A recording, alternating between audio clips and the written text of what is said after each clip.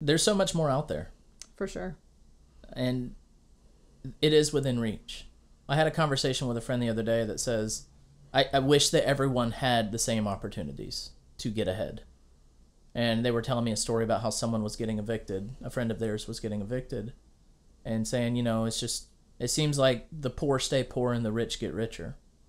And while there is some truth to that on the broadest extremes, on the widest extremes of it, there's opportunity for everyone. Now that opportunity is met with different challenges for everyone. If you're starting your journey and you have a good paying job and you have a retirement account, you're definitely starting at a different spot than someone that doesn't have a good job, doesn't have a retirement account, doesn't have any funds. You're starting at different places. But do you have the ability to pick up the phone and call somebody? To call someone? Do you have the ability to walk around a neighborhood? Even if you have to take public transportation to get to that neighborhood, you still have the ability to walk around it and knock on some doors. Do you have the ability to go to a free meetup? There are so many opportunities out there.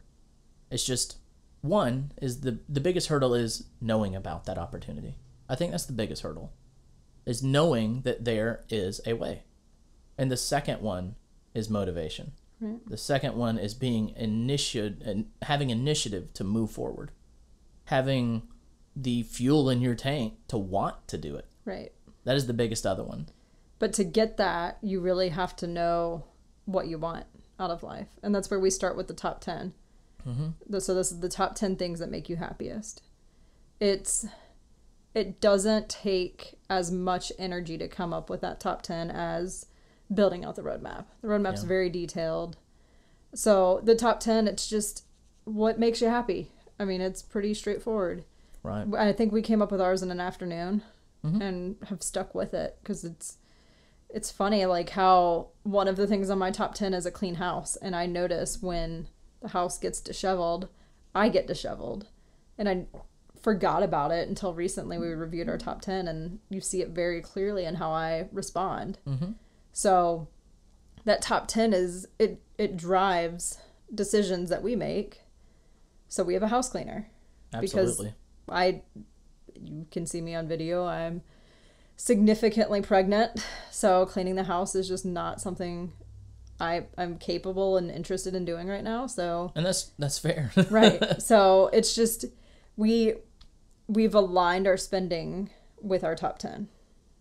And if you get your spouse and your kids involved and say, hey, let's list out what makes us happy, then you can start doing the things that makes your family happy, whether it involves money or not. Most of our things did not involve money, but a lot of it was time. Right. A lot of it involved time.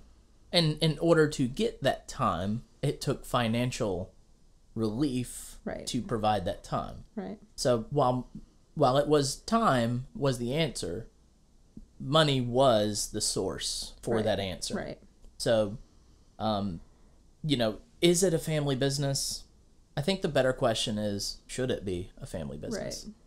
And how you answer that is completely up to you. I feel like it should be for everyone that does it, even if you're a single person, and you've made disconnect from all of your immediate family, or maybe there's no one left but you. There's still people out there that can be your family, especially within the business. Right.